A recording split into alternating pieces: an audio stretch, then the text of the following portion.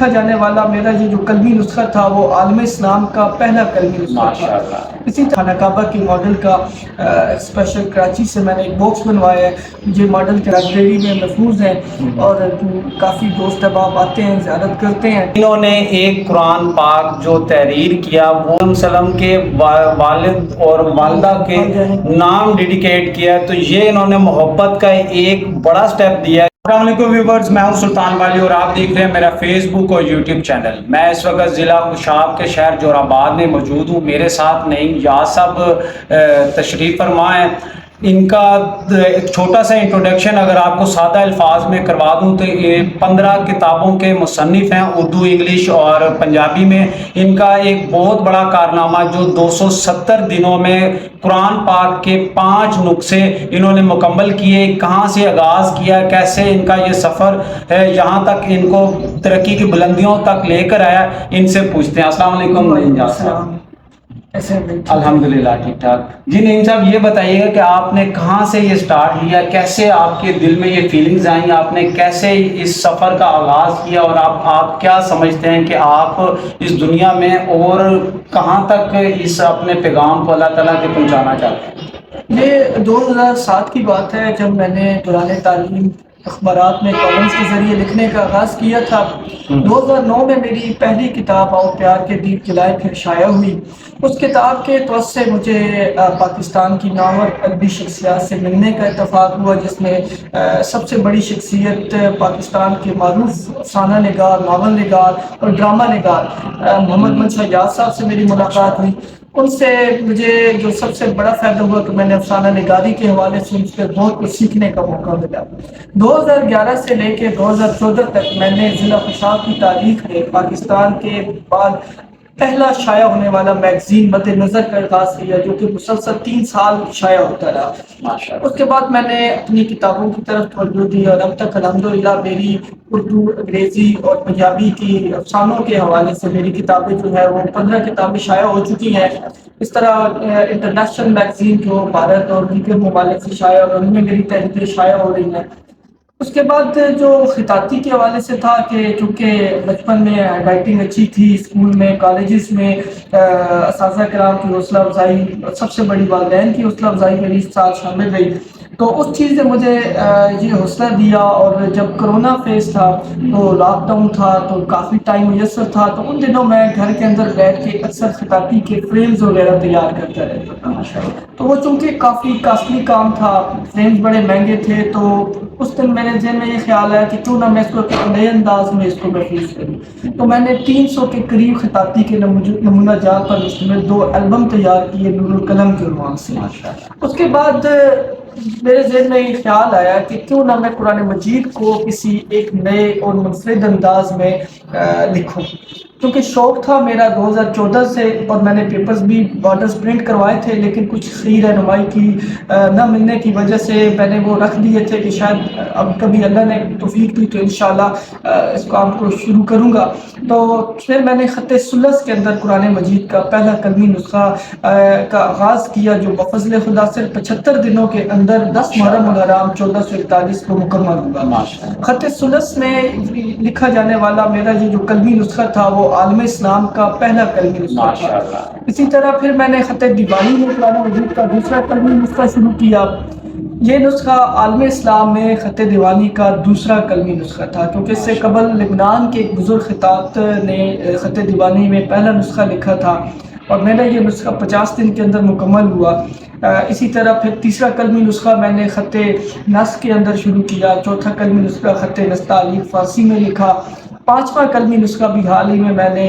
خط رقہ کے اندر مکمل کیا۔ وہ بھی قلمی نسخہ جو ہے وہ عالم اسلام میں خط رقہ کے اندر لکھا جانے والا پہلا قلمی نسخہ ہے۔ اسی طرح آپ نے دیکھا ہے سورہ یاسین ہے، خوش یاد ہے نبی کریم صلی اللہ علیہ وسلم کی شان اقدس میں لکھے جانے والے اردو، عربی اور فارسی کے اشعار کی خطاطی میں نے کی ہے۔ ماشاءاللہ، جو آپ نے 5 نسخے لکھے ہیں، ان کی جو جلد کے اوپر سٹیل آپ نے لگایا ہے، یہ آپ نے کہاں سے اس کا؟ یہ جو ہے یہ خالص پیتل ہے، اور یہ جب میں دوسرا نسخہ قلمی شروع کیا میں نے اس طرح میں نے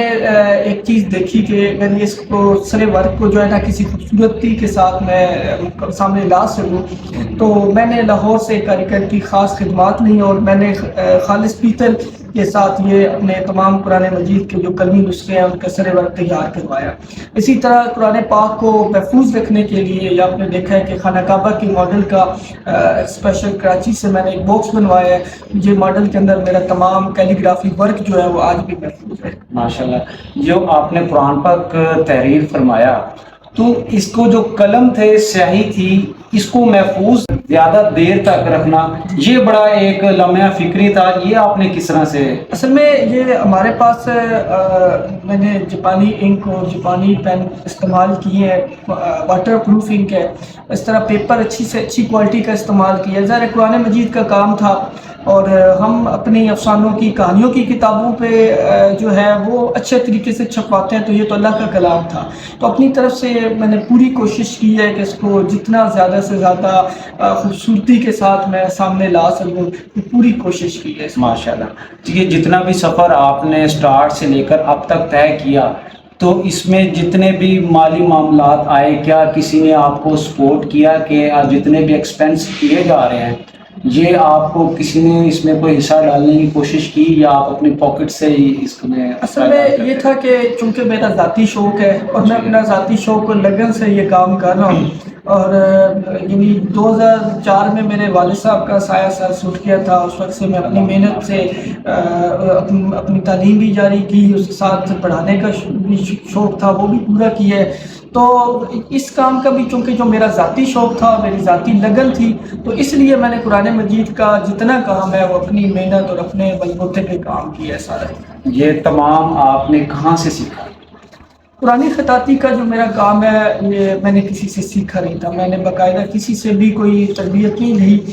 اس لیے جو میرا کام تھا وہ میرا ذاتی شوق اور دیکھ کے پریکٹس کرتا رہتا تھا۔ نور القلم کا جب میں نے کام شروع کیا تو میں نے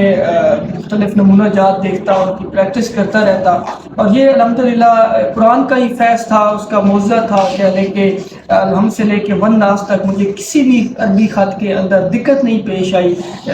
اور بلکہ میں نے کسی خط کی باقاعدہ پریکٹس بھی نہیں کی تھی، بس جب ایک شوق پیدا ہوا ہے تو اس کو جب آغاز کیا تو الحمد سے لے کے ون ناس تک وہ قرآن پاک جو ہے مکمل کی ہے۔ اگر کوئی نوجوان آپ سے موٹیویٹ ہو کر اس کو آگے فروغ دینا چاہے تو کیا آپ اس کو سکھائیں گے یہ سب؟ دیکھیں، میری شروع سے یہ کوشش رہی ہے، بلکہ میں نے سکھایا بھی ہے بچوں کو یہاں پہ کہ جو بھی اس میں میرا جو سب سے بڑا پیغام بھی ہوتا ہے بچوں کے لیے کہ آپ اپنے جو فارغ اوقات ہے اس میں کوشش کریں کہ ان چیزوں کی طرف اپنی توجہ دیں۔ یہ انتہائی خوبصورت کام ہے، اور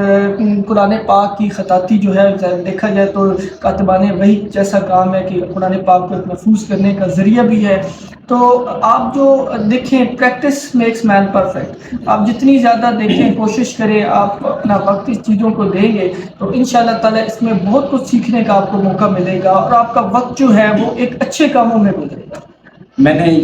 یہ نوٹ کیا کہ آج کل کے نوجوان اپنی انکم جنریٹ کرنے میں، اپنے ذاتی معاملات میں اتنے مصروف ہو جاتے ہیں کہ وہ دینی تعلیم اور ایک ہٹ کے اللہ کی راہ پہ چلنے کا جو سٹرگل ہے،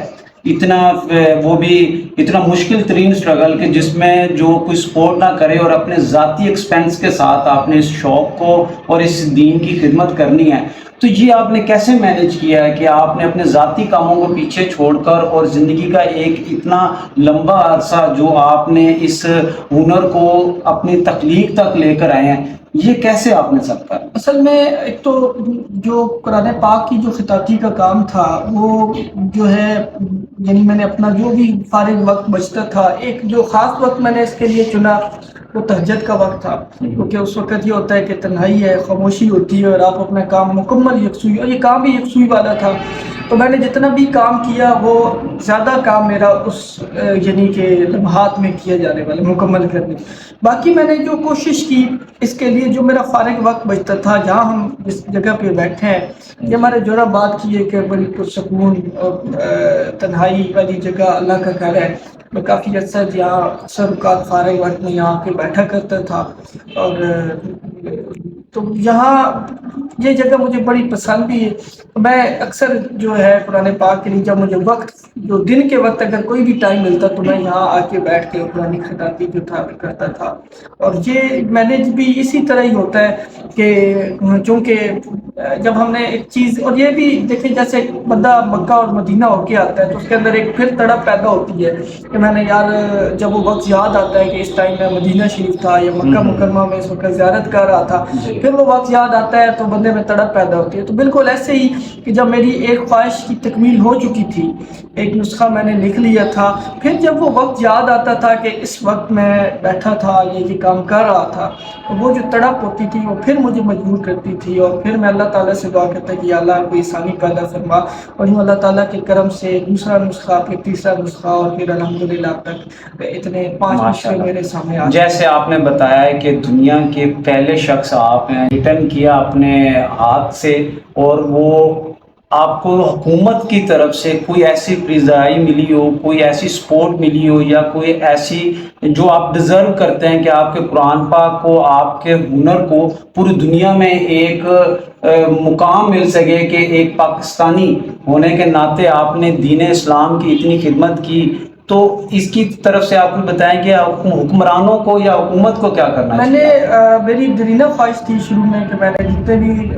کوشش کی کہ میرے یہ کلمی نسخے جو ہے مکہ یا مدینہ کی لائبریریز کے اندر رکھے جائیں تاکہ وہاں پہ پاکستان کی خطاطی کے حوالے سے نمائندگی ہو سکے. اسی طرح خط نستعلیق میں اندر لکھے جانے والے نسخے کے لیے میں نے صدر پاکستان کو بھی خط لکھا کہ یہ قرآن پاک جو ہے ہمارے پاکستان کی قومی خط کے اندر، اور قومی ہماری زبان اردو ہے اور اس کا لہجہ اور جو اس کا خط ہے نستعلیق ہے.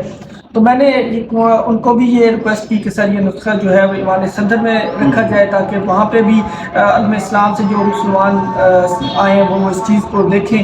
لیکن مجھے کسی بھی ادارے سے، ایماندار سعودی ایمبیسی کو خط لکھا، ایران خانہ فرنگ ایران کو خط لکھا، لیکن میری آرٹس کونسل میں خط لکھا، لیکن کسی بھی طرف سے کوئی مجھے خاص رسپانس نہیں آیا. تو ابھی بھی جو نسخے ہیں میرے وہ میرے اپنے لائبریری میں محفوظ ہیں، اور کافی دوست احباب آتے ہیں، زیارت کرتے ہیں. اور سب سے بڑی چیز ہوتی ہے کہ اسٹوڈنٹس کو میری کوشش ہوتی ہے کہ وہ میں ان کو موٹیویٹ ہوں اس چیز سے، اور اپنا قیمتی وقت جو ہے نا وہ جو ضائع ہو رہا ہے بہت زیادہ، کیونکہ ہم بیسیکلی وقت کی بہت زیادہ ہم ناقدری کرنے والے لوگ ہیں، تو وہ وقت اگر وہ ان چیزوں کو دیں اور اس فن کو جو ہے، کیونکہ یہ اب ہمارے یہ جو فنون لطیفہ ہے، خطاطی ہے، یہ اب وہ ہمارے وراثت جو ہے وہ کمزور پڑتی جا رہی ہے. تو میں چاہتا ہوں کہ یہ نئی نسل جو ہے وہ اس چیز کو آگے اس کو فروغ دے. وہ اس کو سرکاری سرپرستی اس طرح سے حاصل نہیں ہے جس طرح سے حاصل ہونی چاہیے، تو لیکن ہونی چاہیے. ایسے حکام بالا کی ذمہ داری ہے کہ وہ ایسے کاموں کو جو ہے وہ فوکس کرے، اور ان کو تاکہ خاص طور پہ جو ہمارا مٹیریل استعمال ہوتا ہے وہ جو کہ باہر سے آتا ہے اس کی کاسٹ بہت زیادہ ہے. تو یہ ان چیزوں کو کم از کم جو ہے ایک اسلامی ریاست کے حوالے سے میں سمجھتا ہوں کہ ذمہ داری ہے کہ وہ ان کاموں کی طرف جو ہے وہ توجہ دیں. یہ آرٹ اور فن آپ کا نیو جنریشن میں ٹرانسفر ہونا چاہیے. جی ویورز، میں نے نعیم جہاز صاحب کے ساتھ جو بیک آف دا کیمرہ جو ہماری بات ہوئی، ان میں مجھے ان کی ایک بات بہت اچھا لگی کہ پوری دنیا میں عاشق رسول تو بہت سارے موجود ہیں، سبھی عاشق رسول ہیں، لیکن ان کی ایک سٹیپ آگے ہے جو میں نے ان کی باتوں سے نالج لیا، سیکھا، اور جو مجھے دلی خوشی ہوئی کہ انہوں نے ایک قرآن پاک جو تحریر کیا وہ وسلم کے والد اور والدہ کے نام ڈیڈیکیٹ کیا. تو یہ انہوں نے محبت کا ایک بڑا سٹیپ دیا ہے جو عاشق رسول ہونے سے بھی زیادہ آگے جاتا ہے. یہ ناظرین کو بتائیے کہ کیسے یہ آپ کے دل میں یہ خیال آیا، اور ایک آپ محبت کا پوری دنیا میں سے ایک علیحدہ سے سٹیپ آپ لے گئے. اصل میں میرا جو تیسرا کلمی نسخہ تھا وہ میں نے لکھا تھا خط نصب طرز مصحف مدینہ. مسجد نبوی شریف کے اندر جو کلمی نسخے خط نصب کے اندر لکھے جاتے ہیں، میں نے اس میں تیسرا کلمی نسخہ شروع کیا، اور جب وہ مکمل ہوا تو اس کی جلد کا کلر بھی میں نے یہ سبز رکھا ہے محمد خضرہ کی نسبت سے. تو چونکہ یہ تھا ہی مصحف مدینہ، تو میرے دل میں خواہش پیدا ہوئی کہ چونکہ میرے والد جو تھے وہ خود پڑھے لکھے نہیں تھے، لیکن وہ کتاب دوست تھے، اور ہمارے گھر کا جو ماحول تھا وہ کتاب دوست ماحول تھا، تو ان کو بہت خوشی ہوتی تھی جب اس طرح کا کوئی بندہ کام کرتا تھا۔ تو مجھے یاد ہے کہ میں کہتا ہوں کہ اگر میرے والد صاحب کو پتہ چلتا کہ میں نے یہ کتاب اپنی تخلیق کی ہے یا میری اپنی کتاب آئی ہے تو کتنے خوش ہوتے ہیں۔ تو سرکار دو عالم صلی اللہ علیہ وسلم پہ جب قرآن پاک نازل ہوا تو ان کے سر پہ والدین کا سایہ نہیں تھا۔ تو میں نے سوچا کہ قیامت والے دن جب ان کو بتایا جائے گا کہ آپ کے بیٹے پہ قرآن مجید اترا ہے تو وہ پوچھے کون سا قرآن مجید، تو وہ واحد قرآن پاک ہو جس کا ڈیڈیکیشن جو ہے میں نے سرکار کے والدین کے نام اس نسبت سے کیا کہ اس وقت اگر قرآن پاک ان کو دکھایا جائے تو یہ قلمی نسخہ ہو کہ یہ وہ قرآن پاک ہے جو آپ کے بیٹے پہ اترا تھا۔ تو یعنی یہ ایک نمونہ، ایک نیت تھی میری کہ میں چونکہ ہر در پہ جانے کے لیے جیسے کہا جاتا ہے نا کہ آقا کریم صلی اللہ علیہ وسلم کا جو ذات اور وسیلہ ہے وہ بہت بڑا وسیلہ ہے، تو اسی طرح والدین کا جو وسیلہ ہے وہ آپ صلی اللہ علیہ وسلم تک پہنچنے کے لیے میں نے ایک ذریعہ بنایا کہ ان تک بھی پہنچنے کا جو میں نے سورس ڈھونڈا وہ آپ کے والدین کریم کا تھا۔ ماشاءاللہ ہمارے پاکستان میں ایسے بہت سے نوجوان ہیں جو پوزیٹیو کام کر رہے ہیں، لیکن ان کو جب ایک پوزیٹیو فیڈ بیک نہیں ملتا تو نوجوانوں کا حوصلہ جو ہے وہ بہت زیادہ کم ہو جاتا ہے اور بہت سے لوگ جو ہیں وہ ڈس آؤٹ ہو جاتے ہیں۔ تو نعیم یاز صاحب ایسی مثال ہیں جنہوں نے کم وسائل میں اور بہت مشکل وقت میں ایک پوزیٹیو اور دین اسلام کے لیے اور پاکستان کا نام روشن کرنے کے لیے پوری دنیا کے لیے ایک کام کیا۔ پوری دنیا میں 8 ارب لوگ موجود ہیں جن میں سے 2 ارب مسلمان ہیں، اور 2 ارب مسلمانوں میں نعیم یاز ایک واحد فرد ہے جو ضلع خوشاب جورا آباد کا رہائشی ہے، جس نے اپنے ہاتھ سے قرآن پاک کیا جو دنیا میں صرف ایک کلمی نسخے میں موجود ہے۔ صاحب آپ ہمارے لیے فخر ہیں پورے دین اسلام کے لیے، پاکستان کے لیے، تو کیا میسج آخر میں دینا چاہیں گے اپنے نوجوانوں کے لیے جو ان سب سٹرگلز کو فیس کر کے وداؤٹ کسی سپورٹ کے وہ کہاں تک جا سکتے ہیں اور ان کا کیا فیوچر ہے؟ دیکھیے سب سے پہلی جو ہماری اس وقت کی ضرورت ہے وہ ہے قلم اور کتاب دوستی کی، کیونکہ ہمارے پاس اب ہم کتاب اور قلم سے دور ہوتے جا رہے ہیں۔ دوسری چیز جو اس وقت ہے کہ ملکی سطح سے کہ ہمیں اپنے ملک سے پیار کرنا بہت ضروری ہے۔ ہم اس وقت تک دیکھا جائے تو ہمارا ہاتھ ہمیشہ سے لینے والا رہا ہے، اب یہ سوچ لیں کہ اب ہمارا اس ملک کو کچھ دینے کا وقت ہے۔ اگر ہم نے کچھ دینا ہے، اور جیسے آپ مسجد کے بعد دیکھتے ہیں کہ روچی پڑی ہے، ہر بندہ صاحب حیثیت اپنی حیثیت سے کچھ حصہ ڈال رہا ہوتا ہے اور وہ مسجد تبھی جا کے مکمل ہوتی ہے، تو بالکل اس ملک کو ہماری محبت کی ضرورت ہے۔ آپ اپنی محبت کا ایک حصہ جو ہے وہ سدوچی میں ضرور ڈالیں، یعنی جو کام آپ کر رہے ہیں، چاہے آپ انجینئر ہیں، چاہے آپ ڈاکٹر ہیں، چاہے آپ ٹیچر ہیں، جو بھی آپ کا شعبہ ہے، آپ اس نیت سے کریں کہ میں نے آج سے اس کام کو اس طریقے سے مکمل کرنا ہے کہ میرے ملک کو اس سے فائدہ ہو، تو یقیناً انشاءاللہ تعالیٰ آپ کے کام سے نہ صرف پاکستان کا نام بلکہ عالم اسلام کا نام روشن ہوگا۔ دیا جلائے رکھنا ہے، موج اٹھے یا آندھی آئے۔